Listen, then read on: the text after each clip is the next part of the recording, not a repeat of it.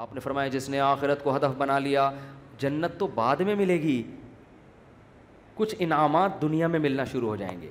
پہلا انعام جعل اللہ شملہ جمع لہ من کانت الآخرۃ ہمہ جعل اللہ غناہ فی قلبی.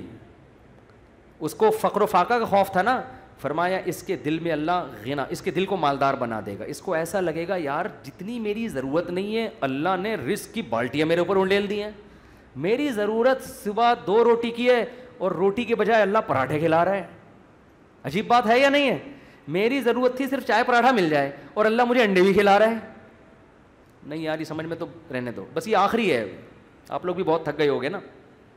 میری ضرورت تھی کہ میں کسی طرح بس روٹی اور پانی مل جائے نوالا حلق میں اتار لوں، ٹھیک ہے مسافر کھانا ہے نا. ارے بس میں سفر کر رہے ہو، ٹرین میں سفر کر رہے ہو، شدید بھوک لگ رہی ہے، آدمی کہتا ہے یار 2 نوالے کہیں اسٹیشن سے خرید کے لے آ، آگے پپو کا گھر آنے والا ہے پشاور میں، چاچو کا گھر آنے والا ہے، تو مزے ہی مزے بکرے رکھے ہوئے وہاں پہ. سفر کی ٹینشن تھوڑی لے گا، پھر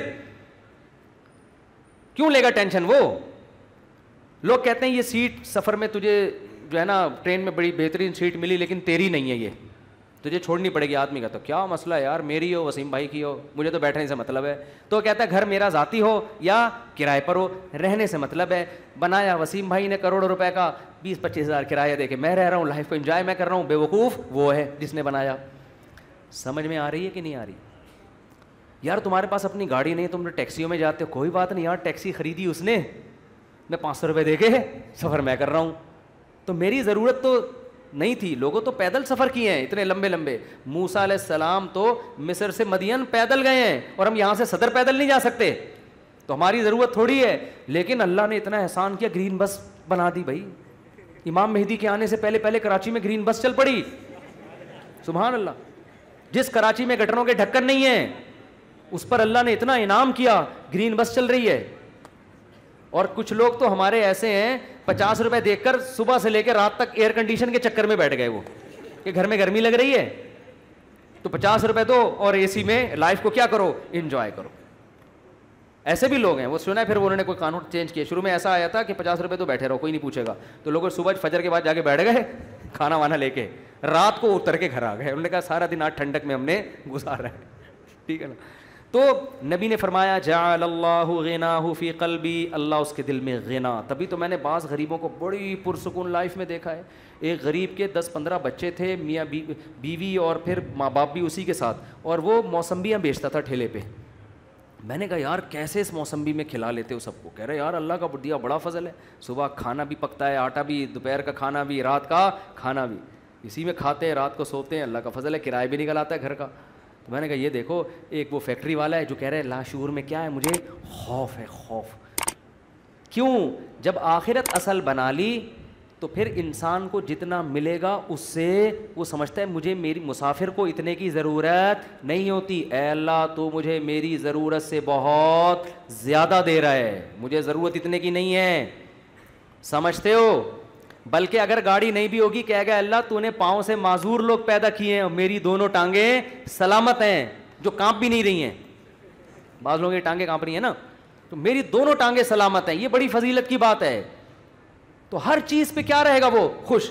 ہم دیکھو یہ باتیں جب انسان کسی کی زندگی میں دیکھتا ہے نا پھر سمجھ میں آتی ہیں. اس لیے کہتے ہیں بزرگوں کی صحبت بہت ضروری ہے. ہم نے یہ چیزیں اپنے شیخ میں دیکھی ہیں. انتہائی غربت میں بھی کہتے تھے اللہ نے اتنے انعامات کیے ہیں کہ مجھے شرم آتی ہے، شرم آتی ہے کہ اللہ تیرے احسانات کا ہم کچھ بھی تو بدلہ نہیں دیا نا. حالانکہ کیا تھا، ہمارے شیخ کے پاس کوئی اپنی پراپرٹی نہیں، کرائے کے گھر پہ ساری زندگی گزاری، اور دل سے کہہ رہے ہوتے تھے اللہ. اور کبھی کوئی پریشانیاں ماضی کے بیان بھی کرتے نا تو وہ کہتے ہیں میں صرف آپ کو سبق دینے کے لیے بتا رہا ہوں، ورنہ وہ بیان کرتے ہوئے مجھے شرم اتنی آ رہی ہے کہ اللہ کہے گا 2-4 پریشانیاں میں نے تجھے زندگی میں کیا دی اور تو لوگوں کے سامنے گاتا پھر رہے. شرم آتی تھی ان کو. ہمارے یہاں زندہ رہنے کا کتنا شوق ہے نا لوگوں کو، بڑی عمر بڑی عمر. حضرت کہتے ہیں جب میں 63 سال کا ہو گیا تو مجھے تو اب شرم آنے لگی، یار میں ابھی بھی میں زندہ ہوں، کتنے لوگ دنیا سے چلے گئے. اب ایسا نہ ہو کسی بوڑھے کو جا کے آپ کہیں کہ آپ کو شرم آنی چاہیے، یہ تو بھائی بدتمیزی کی بات ہوگی. بوڑھوں کے لیے دعا کریں اللہ ان کو اور زیادہ لمبی عمر دے، کیونکہ جب آپ 63 کے ہو گے آپ کو شرم ورم نہیں آئے گی، آپ کہو گے یار کس طرح بچ جاؤں میں. اور کوشش بھی کرو ان کو بچانے کی، کیونکہ بعض بیوقوف ہوتے ہیں. ہمارے ایک رشتہ دار ہیں جا کے ہمارے نانا سے بول دیا کہ اتنی لمبی عمر سے اللہ نے پناہ مانگی ہے. وہ 99 سال کے ہو گئے تھے. تو ہم نے کہا بھائی کم بخت یہ ان کے سامنے کہنے کا تھوڑی ہے, اتنی لمبی عمر سے اللہ نے پناہ مانگی ہے. تو جعل اللہ غناہ خفی قلبی, اللہ اس کی طبیعت میں کیا پیدا کر دے گا غنا. جب ملے گا لوگوں سے, لوگ کہیں گے اپنا گھر ابھی تک نہیں بنایا. کہہ رہے ہیں یار بنایا تو وسیم بھائی نے تھا, رہ کون رہا ہے, میں ایسا انجوائے کر رہا ہوں. نل کے توڑو, دیواروں کو نیلا پیلا کرو. کرایہ دار جو واٹ لگاتے ہیں, بچوں نے وائٹ بورڈ بنایا تھا دیواروں کو, کیلیں ٹھوکو اس میں ایسی کی تیسی کر کے, جب زیادہ غصہ آئے وہ نکال دے تو نکل کے دوسرا لے لو. کرائے پہ تو ہر جگہ گھر مل جاتے ہیں. تو وہ خوش رہے گا, خوش. اور آپ نے دوسرا انعام کیا بتایا, جعل اللہ غناہ فی قلبی وجمع لہ شملا, ساری ٹینشنیں اللہ جمع کر کے ایک پوٹلے میں بند کر دیں گے. اس کو بتا دیں گے تیری یہ 2-4 ٹینشنیں, اس سے زیادہ دنیا کے غم بھی اس کے 2-4 ہی ہوں گے, اس سے زیادہ نہیں ہوں گے. ایک کمانے کو غم ہوگا جو میرا بیان سنتا ہے میری شادی ہو جائے, بس ٹوٹل غم, ٹوٹل پوٹلے میں یہ 2-4 ہی غم ہیں اس کے. دنیا دار آدمی کے غم ایک تو بہت بڑا پوٹلا ہے اور وہ بھی کیا ہے, بکھرا ہوا ہے. اور اس کے 2-4 اگر ہوں گی بھی تو وہ ایک پوٹلے میں جمع لہو, اللہ اس کو کیا کر دے گا, جمع. یار بس ابا بیمار ہیں اور کوئی خواہش نہیں ہے, ابا ٹھیک ہو جائیں.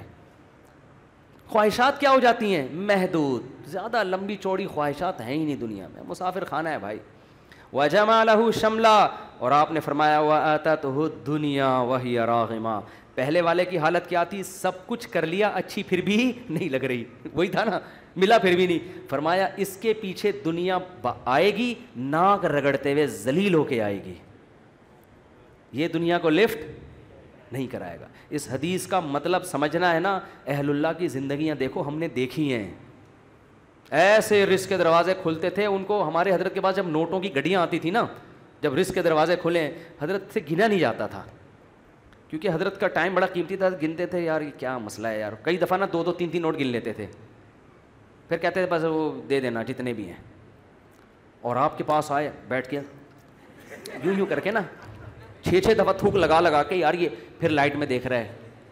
ہمارے محلے میں ایک بندہ رہتا تھا, کوئی اس کو جانتا نہیں ہے, بہت پرانی بات ہے اس لیے غیبت نہیں آئی.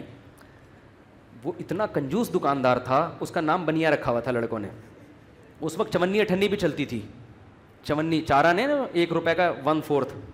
ہمیں یاد ہے ہم کوئی چیز خریدنے آتے نا چمنی, تو وہ چارہ نے کو نا یوں کر کے دیکھ رہا ہوتا تھا کہ نقلی تو نہیں ہے. ابے چارہ نے کہاں سے کوئی نقلی چھاپے گا یار, اتنا دیکھ رہا ہوتا تھا یوں کر کے نا اس کو.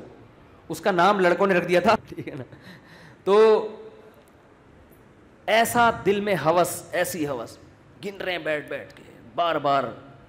تو ہم نے دیکھا ہے, تو نبی نے فرمایا آتتہ الدنیا, دنیا اس کے پاس آئے گی, اور یہ استغنا کے ساتھ. وہی راغمہ, یہ دنیا کے پیچھے ناک نہیں رگڑے گا, دنیا اس کے پیچھے ناک رگڑے گی, ذلیل ہو کے آئے گی اس کے پاس, اور یہ لفٹ نہیں کرائے گا, محبت نہیں دے گا اس کو.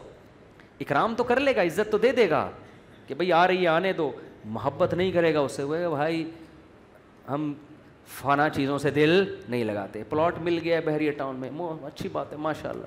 نہیں ملا کوئی بات نہیں, اور مل گیا زیادہ تھوڑی دل لگانا ہے اس کو لفٹ تھوڑی کرانی ہے زیادہ. ہر وقت اسی پر, آپ کو پتہ ہے میرے 3 پلاٹ ہیں بحریہ ٹاؤن میں, آپ کو پتہ ہے میرا گھر بن گیا ہے, آپ کو پتہ ہے یہ ہے, آپ کو پتہ ہے وہ ہے, ہر وقت پاگلوں کی طرح چیخ رہے ہوتے ہیں. تو اس لیے دل کا سکون چاہتے ہو تو اس دنیا کو دل سے جھٹک کے نکال دو, ایسی کی تیسی, صحیح ہے. اور ہدف کس کو بناؤ, آخرت کو, اور اس میں یہی ہے گناہوں سے بچو بھائی. اللہ تعالی ہم سب کو سمجھنے کی, عمل کرنے کی توفیق عطا فرمائے. اهدنا الصراط المستقیم, ہم کو سیدھے رستے چلا